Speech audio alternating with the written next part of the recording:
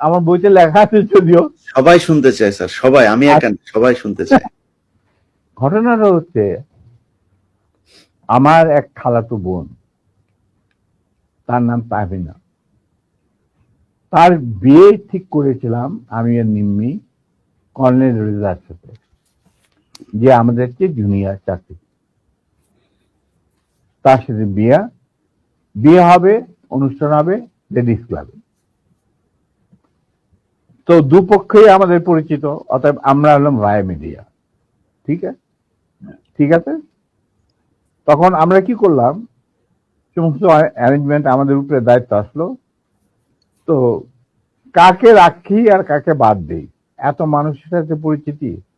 তো আমরা যাই হোক বেশ ভালোই, প্রায় 2-3 হাজার লোকের মতো লোক ইনভাইট করা হলো, দুই তরফে। চলছে বিয়ার আসর।